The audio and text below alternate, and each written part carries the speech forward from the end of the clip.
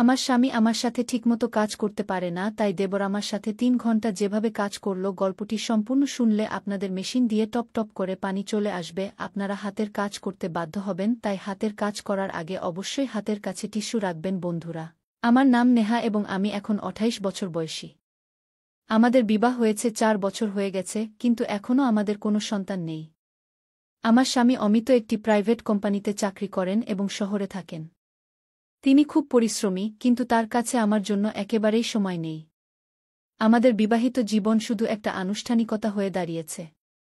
আমি চাইলেও তাকে আমার কষ্টের কথা বলতে পারি না। আমাদের বাড়ি গ্রামে, যেখানে আমার শাশুড়ি, শ্বশুর এবং দেবর থাকেন।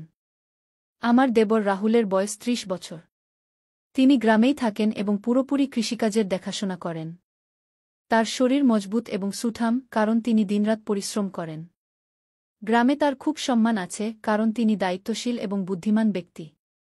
রাহুলের বিয়ে হয়েছে পুনম ভাবির সাথে এবং তাদের ২টি ছেলে আছে। তিনি তার স্ত্রীকে খুব ভালোবাসেন এবং সবসময় তাকে খুশি রাখার চেষ্টা করেন। তার জীবন পুরোপুরি তার পরিবারকে কেন্দ্র করে ঘোরে। যখনই আমি তাকে দেখি, ভাবি যে আমারও যদি এমন জীবন হতো, কিন্তু আমার ভাগ্য অন্যরকম ছিল। বিয়ে হয়ে ৪ বছর হয়ে গেছে, কিন্তু এই ৪ বছরে আমি বিবাহিত জীবনের সেই সুখ কখনো অনুভব করিনি যা প্রতিটি মেয়ে আশা করে। আমার স্বামী অমিত তার কাজে এতটাই ব্যস্ত থাকে যে তার কাছে আমার জন্য সময় নেই। কখনো তাকে অন্য শহরে যেতে হয়, আবার কখনো তিনি পুরো মাসের জন্য বাইরে থাকেন। আমি শুধু দিন গুনি, কখন তিনি ফিরবেন, কখন আমি তার ভালোবাসা পাব, কিন্তু প্রতিবারই শুধুই হতাশায় হাতে আসে। বিয়ের আগে আমি সবসময় ভেবেছিলাম যে আমার স্বামী আমাকে দুনিয়ার সব সুখ দেবেন, আমাকে কোলে নিয়ে ভালোবাসবেন, আমার সাথে বসে কথা বলবেন, কিন্তু বাস্তবতা ছিল একেবারেই উল্টো। রাতে যখন আমি বিছানায় একা থাকি, তখন নিঃসঙ্গতা আমাকে কাটতে দৌড়ায়। মন চায় কেউ থাকুক যে আমার মাথায় ভালোবাসা ভরা হাত রাখবে, যে আমার চোখের দিকে তাকিয়ে আমার কষ্ট বুঝবে, কিন্তু এমন কেউ ছিল না।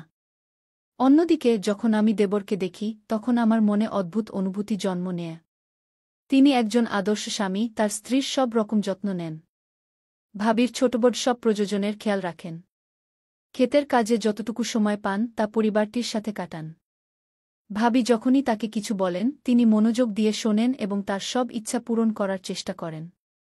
আমি অনেকবার দেখেছি যে ভাবি যখন ক্লান্ত থাকেন, তখন দেবর নিজেই কাজে হাত লাগান। কখনো তার জন্য চা বানিয়ে আনেন, কখনো তার মাথায় আদর করে হাত বুলিয়ে দেন। বাড়িতে যখনই হাসিমজাক হয়, তখন দেবর তার স্ত্রীর সঙ্গেই বসে থাকেন। ভাবির চোখে সেই সন্তোষ স্পষ্ট ঝলকে, যা একজন স্ত্রী তার স্বামীর ভালোবাসা থেকে পায়, এবং এই জিনিসটাই আমাকে ভিতরে ভিতরে জ্বালাতে শুরু করেছিল। আমি নিজেকে বোঝাতে চেষ্টা করতাম যে এমন ভাবনা ভুল, কিন্তু মনকে নিয়ন্ত্রণ করা এত সহজ ছিল না।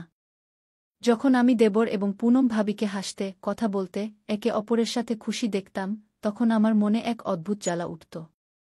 মনে প্রশ্ন আসত, কেন অমিত আমার সাথে এমন আচরণ করেন না? অনেকবার এই ভেবে চোখে জলও আসত যে যদি আমার বিয়ে দেবরের সাথে হতো। যখন আমি পুনম ভাবিকে তার সাথে দেখতাম, তখন মনে এই প্রশ্ন উঠত যে আমি যদি তার জায়গা হতাম, তাহলে কি আমিও এত ভালোবাসা পেতাম? দেবর কি আমাকেও ততটাই খুশি রাখতেন যতটা তিনি তার স্ত্রীকে রাখেন? এটা ভুল ছিল, কিন্তু এটা আমার মনে বারবার আসত। রাতের নীরবতা আমার নিঃসঙ্গতাকে আরও গভীর করে তুলত। যখন পুরো বাড়ি ঘুমিয়ে পড়ত, তখন আমি পাশ ফিরতে থাকতাম। কখনো চোখ বন্ধ করলে দেবরের হাসি মনে পড়ত, কখনো ঘুমাতে চেষ্টা করলে তার শক্তিশালী হাতে খেতে কাজ করার দৃশ্য চোখের সামনে ভেসে উঠত। যখন অমিত বাড়ি আসতেন, তখনও তিনি শুধু ফোনে ব্যস্ত থাকতেন। আমি অনেকবার চাইতাম যে তিনি আমার দিকে তাকান, আমার পাশে বসেন, আমার সাথে ভালোবাসা ভরা কথা বলেন, কিন্তু এমন কিছুই হতো না। বিবাহিত হয়েও আমি কোনো অবিবাহিত মেয়ের মতো ভালোবাসার জন্য তাড় পাচ্ছিলাম। আমার মনে বারবার এই প্রশ্ন উঠত যে যদি আমার স্বামী আমাকে ভালোবাসা না দেন, তাহলে কি আমি সারা জীবন এভাবেই একা থাকব? আমার কি জীবন অন্যের সুখ দেখে জ্বলতে জ্বলতেই কাটাতে হবে? আমি তো আগেই একা ছিলাম। তখনই আমার স্বামী বললেন যে তাকে কাজের সূত্রে অন্য শহরে যেতে হবে। প্রতিবারের মতো এবারও তিনি যাওয়ার সময় বলেছিলেন, নেহা, নিজের যত্ন নিও, বেশি চিন্তা করো না, আমি তাড়াতাড়ি ফিরব। কিন্তু আমি জানতাম যে তাড়াতাড়ি মানে কমপক্ষে ১ মাস তো হবেই। তার কথাগুলো এখন আমার কাছে ফাঁপা মনে হতে শুরু করেছিল। আমি কোনো অভিযোগও করতে পারতাম না, কারণ আমি নিজেকে বুঝিয়ে নিয়েছিলাম যে তার প্রাথমিকতা শুধু তাদের কেরিয়ার, আমি এখন নয়। বাড়ির সমস্ত কাজ এবং দায়িত্ব আমার এবং পুনম ভাবির ছিল। সারাদিন কাজে ব্যস্ত থাকতাম, কিন্তু মন তো সেখানেই ঘুরে বেড়াত জেঠির দিকে। সেদিন সকালের সময় ছিল। আমি উঠোনে কাপড় ধুচ্ছিলাম। সূর্যের হালকা রশ্মি সাদা চাদরের উপর পড়ছিল এবং ঠান্ডা বাতাস বইছিল। আমি বালতিতে কাপড় ভিজিয়ে রেখেছিলাম, কিন্তু যেই আমি কল খুললাম পানি আসল না। আমি বেশ কয়েকবার চেষ্টা করলাম, কিন্তু পানির এক ফোঁটাও পড়ল না। আমি এদিক ওদিক দেখলাম এবং দেখলাম যে জেঠজি ক্ষেত থেকে ফিরছিলেন। কপালে ঘামের ফোঁটা চকচক করছিল এবং তার শক্তিশালী শরীর, যা পরিশ্রমে গড়া হয়েছিল, সূর্যের আলো ঝলমল করছিল। আমি সংকোচের সাথে বললাম, জেঠজি, দেখুন না কল থেকে পানি আসছে না, একটু দেখুন কি হয়েছে কি। তিনি আমার কাছে এলেন এবং কিছু না বলে কলের দিকে ঝুঁকে গেলেন। আমি দেখলাম তার শক্তিশালী বাহু নড়ছিল যখন তিনি কল ঘুরাচ্ছিলেন। তার চওড়া কাঁধ এবং ঘামে ভেজা টি-শার্ট আমার হৃদস্পন্দন বাড়িয়ে দিচ্ছিল। আমি নিজেকে থামাতে চাইছিলাম, কিন্তু তার পুরুষত্ব, তার পরিশ্রম, তার প্রভাব, কিছু তো ছিল যা আমাকে আকর্ষণ করছিল। যেই পানিটি বইতে শুরু করল, আমি তাড়াতাড়ি আমার হাত বালতিতে ডুবিয়ে দিলাম, কিন্তু আমার কবজি তার হাতে ছুঁয়ে গেল। একটা হালকা শিহরণ পুরো শরীরে ছড়িয়ে গেল। তিনি আমার দিকে তাকালেন, আমি ঘাবড়ে গেলাম এবং মাথা নিচু করে নিলাম। এখন পানি আসছে, দেখে নাও। তিনি হাসলেন। থ্যাংক ইউ, আমি আস্তে করে বললাম এবং তাড়াতাড়ি কাপড় ধুতে লাগলাম, কিন্তু আমার হাত কাঁপছিল। সেদিনের পর থেকে আমি বারবার তাকে দেখতে লাগলাম। যখন তিনি খেতে কাজ করতেন, আমি লুকিয়ে জানালা দিয়ে দেখতাম। যখন তিনি কুর্তা বদলাতেন এবং তার শক্তিশালী বুক দেখা যেত, তখন আমার গাল লাল হয়ে যেত। মনে অদ্ভুত অস্থিরতা হতে লাগত। আমি কি তাকে ভালোবাসতে শুরু করেছিলাম, নাকি এটা শুধু আমার একাকিত্ব ছিল, যা আমার অনুভূতিকে বিভ্রান্ত করছিল? অনেকবার আমি ইচ্ছা থাকা সত্ত্বেও তার কাছে যাওয়া থেকে নিজেকে বিরত রাখতাম, কিন্তু তবুও আমার চোখ অনিয়ন্ত্রিত ছিল। আমি জেনে শুনে সেই সব জায়গায় যেতে শুরু করলাম, যেখানে তিনি থাকতেন, কখনো রান্নাঘরে, কখনো উঠোনে, কখনো কুজোর পাশে। এবং আমি লক্ষ্য করলাম যে তার চোখও আমাকে খুঁজতে শুরু করেছিল। একদিন যখন আমি উনুনে রুটি বানাচ্ছিলাম, তখন জেঠজি সেখানেই বসেছিলেন। আমি হালকাভাবে আটায় মাখা হাত আমার চুলে বুলিয়ে দিলাম এবং আমার বেনি খুলে গেল। চুল আমার কোমরে পড়ে গেল। আমি দেখলাম তার চোখ আমার উপর স্থির হয়ে গেছে। আমার হৃদয় জোরে ধড়ফড় করতে লাগল। আমি জেনে শুনে আমার ওড়না ঢিলা করে দিলাম, যাতে আমার কাঁধ হালকাভাবে দেখা যায়। আমি ভাবলাম দেখি তার চোখে কোনো পরিবর্তন আসে কিনা এবং তার চোখে একটা গভীর চমক ছিল। তিনি তার চোখ সরানোর চেষ্টা করলেন, কিন্তু পারলেন না। সেই সন্ধ্যায় বৃষ্টি হচ্ছিল। আমি ছাদ থেকে কাপড় নামাতে গেলাম। তখনই বিদ্যুৎ চমকাল এবং আমি ভয়ে পিছনে সরে গেলাম। পিছলে পিছলে আমি পড়তেই যাচ্ছিলাম যে একটি শক্তিশালী হাত আমাকে ধরে সামলে তার ভারী কণ্ঠস্বর আমার কানে পড়ল। আমি উপরে তাকালাম, জেঠজি আমার খুব কাছে দাঁড়িয়েছিলেন। তার হাত এখনও আমার কোমরে ছিল। তার শরীরের উষ্ণতা অনুভব করা যাচ্ছিল। তার চওড়া বুক থেকে আসা হালকা ঘামের গন্ধ অদ্ভুতভাবে ভাল লাগছিল। আমি কিছু বললাম না। তিনিও তার পাক শিথিল করে দিলেন, কিন্তু আমাদের চোখ একে অপরের থেকে সরছিল না। সেই মুহূর্তে আমি বুঝতে পারলাম যে এটা শুধু আকর্ষণ ছিল না, আমার হৃদয় কবেই তার সীমা ছাড়িয়ে গিয়েছিল। সেদিনের পর থেকে কিছু বদলে গিয়েছিল, বা হয়তো আমিই বদলে গিয়েছিলাম। আগে যেখানে আমি আমার স্বামীর ভালোবাসার জন্য তর্ষে থাকতাম, এখন আমার চোখ অন্য কাউকে খুঁজতে শুরু করেছিল। আমি চাইলেও তাকে উপেক্ষা করতে পারছিলাম না। তার শক্তিশালী দেহ, তার গভীর চোখ, তার আপনত্ব, সবকিছু আমাকে তার দিকে টানছিল। তিনি আগেও একই রকম ছিলেন, কিন্তু আমি প্রথমবারের মতো তাকে এই দৃষ্টিতে দেখছিলাম। মনে প্রশ্ন উঠছিল, এটা কি শুধু আমার একাকিত্বের প্রভাব ছিল, নাকি সত্যিই আমার হৃদয়ে তার জন্য কোনো বিশেষ জায়গা তৈরি হয়েছিল? আমি এই প্রশ্নগুলোর সাথে লড়াই করতাম, কিন্তু উত্তর কখনো পরিষ্কার হতো না। যখনই আমি নিজেকে বোঝাতে চেষ্টা করতাম, কোনো না কোনো ঘটনা আমাকে আবার সেই মোড়ে নিয়ে আসত, যেখানে আমার হৃদস্পন্দন দ্রুত হয়ে যেত। এখন আমি চাইতাম যে জেঠজি আমার সাথে কথা বলুন, আমি চাইতাম যে তিনি আমার দিকে তাকান, আমার যত্ন নেন যেমন তিনি ভাবির নিতেন। কিন্তু তিনি তো আমার সাথে তেমনি আচরণ করতেন, যেমন আগে করতেন, সম্মান এবং মর্যাদার সাথে। এই বিশ্বাসটাই আমাকে আরও অস্থির করে তুলছিল। আমি তার কাছে শুধু তার ছোট ভাবি ছিলাম, এর বেশি কিছু নয়। কিন্তু আমি এখন শুধু তার ছোট ভাবি হয়ে থাকতে চাইতাম না। অনেকবার আমি চেয়েছিলাম যে তাকে কিছু বলি, কিন্তু বলতাম কি? আমি তাকে বলতে পারতাম যে আমার মন তার দিকে টানছে। একটি সন্ধ্যায় আমি উঠোনে একা বসেছিলাম। জেঠজি কাছেই চেয়ারে বসে তার ফোনে কিছু দেখছিলেন। পরিবেশ শান্ত ছিল, কিন্তু আমার মনে অস্থিরতা চলছিল। আমি বহুবার চেয়েছিলাম তাকে কিছু বলতে, কিন্তু আমার ঠোঁট কিছু বলার আগেই কাঁপতে শুরু করত। হঠাৎ তিনি আমার দিকে তাকালেন এবং বললেন, "কি হয়েছে, নেহা? তুমি কি কিছু বলতে চাইছ?" তার কণ্ঠে সেই একই আপনত ছিল যা সবসময় থাকত।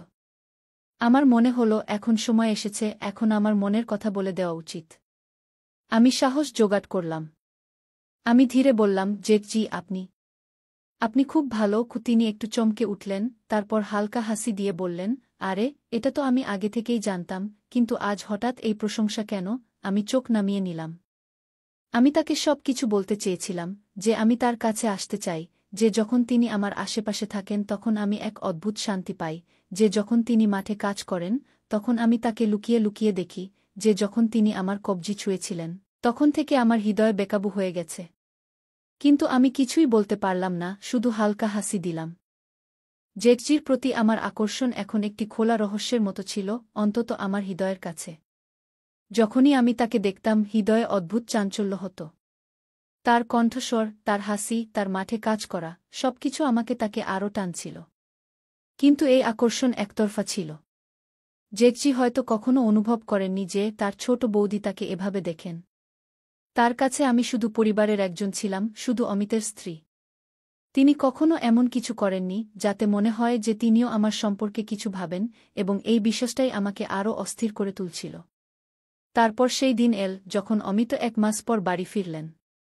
আমি ভেবেছিলাম যে আগের মতো এবারও তিনি শুধু তার কাজের কথা বলবেন এবং আমাকে উপেক্ষা করবেন, কিন্তু এবার কিছু বদলে গেছে বলে মনে হল। বাড়িতে ঢুকেই তিনি জিনিসপত্র রাখলেন এবং সোজা আমার দিকে এলেন। "কেমন আছো, নেহা?" তার কণ্ঠে আগের মতো শীতলতা ছিল না। তার মুখে সেই পুরানো ভালোবাসা ফিরে এসেছিল, যা আমি বিয়ের শুরুর দিনগুলিতে দেখেছিলাম। আমি হালকা হাসি দিয়ে বললাম, "ভালো আছি। আপনি কেমন আছেন?" আমি আশা করিনি যে তিনি আমার কাছে এসে আমার হাত ধরবেন, কিন্তু তিনি তাই করলেন। তার স্পর্শ আলাদা ছিল, আগের মতো নয়, বরং আরও গভীর, আরও সত্য। "নেহা, আমি জানি যে আমি তোমাকে আগের মতো সময় দিতে পারিনি, কিন্তু এখন আমি চেষ্টা করব।" আমার হৃদয় ধড়ফড় করে উঠল। এ কি সেই অমিত ছিলেন যার অনুপস্থিতি আমাকে অন্য কারো দিকে টেনে নিয়েছিল? এখন আমার সামনে 2টি পথ ছিল, একটি যা আমি এতদিন ধরে দেখছিলাম, অর্থাৎ জেঠজি, এবং অন্যটি যা আমি কখনো গ্রহণ করিনি, অর্থাৎ অমিত। আমার হৃদয়ে চাঞ্চল্য শুরু হল। আমি কি এখনও জেঠজির জন্য একই অনুভূতি রাখি? সেই রাতে যখন আমি একা ঘরে বসেছিলাম, তখন আমি নিজেকে এই প্রশ্ন করলাম, এবং উত্তর ধীরে ধীরে স্পষ্ট হতে লাগল। যখন আমি আমার জীবনকে ভালো করে দেখলাম, তখন অনুভব করলাম যে জেঠজির প্রতি আমার আকর্ষণ ভালোবাসা ছিল না, বরং শুধু একটি অপূর্ণ চাহিদা ছিল, সেই চাহিদা যা আমি আমার স্বামীর মধ্যে দেখতে চেয়েছিলাম, কিন্তু কখনো দেখতে পাইনি। যখন আমি অমিতের কাছ থেকে সেই ভালোবাসা পাইনি, যা আমার প্রয়োজন ছিল, তখন আমি তা অন্য কোথাও খুঁজতে শুরু করেছিলাম। এবং সেই অন্য কোথাও আমার নিজের বাড়িতে, জেঠজির রূপে। কিন্তু জেঠজি কি কখনো অনুভব করেছিলেন যে আমি তার জন্য কিছু অনুভব করতে শুরু করেছিলাম? না। তিনি কি কখনো আমার চোখে কোনো পরিবর্তন দেখেছিলেন? না। এবং এটাই সঠিক ছিল। তিনি ঠিক তেমনি ছিলেন, যেমন সবসময় ছিলেন, তার মাঠ এবং পরিবারে ব্যস্ত, তার সন্তান এবং স্ত্রীর প্রতি সমর্পিত। আর আমি এখন ধীরে ধীরে এই অনুভূতি থেকে বেরিয়ে আসছিলাম। অমিত এখন সত্যিই বদলে গিয়েছিলেন। তিনি এখন আমার সাথে বেশি সময় কাটাতে শুরু করেছিলেন। রাতে যখন আমি পাশ ফিরতাম, তখন তিনি আমার হাত ধরে ঘুম পাড়াতেন। এখন যখন আমি উঠোনে বসি, তখন আমার চোখ জেঠজির দিকে যায় না। এখন যখন তিনি মাঠে যান, তখন আমি লুকিয়ে তাকে দেখার চেষ্টা করি না। এখন যখন তিনি আমার কাছে থাকেন, তখন আমার হৃদয় জোরে ধড়কে না, কারণ এখন আমি বুঝতে পেরেছি যে আমার যে ভালোবাসা দরকার ছিল, তা অন্য কোথাও নয়, আমার নিজের স্বামীর কাছেই ছিল।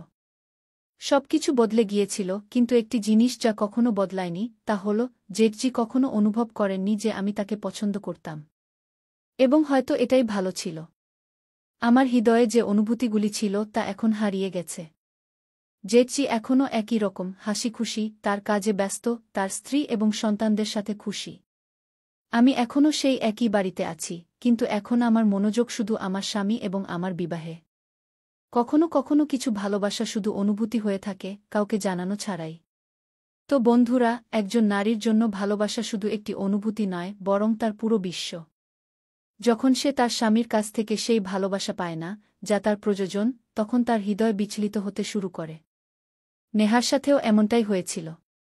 অমিত যদি সময়মতো না বদলতেন, তাহলে হয়তো তার একাকিত্ব তাকে এমন পথে নিয়ে যেত, যেখানে দুটি পরিবার ধ্বংস হতে পারত, তার নিজের এবং তার জেঠের।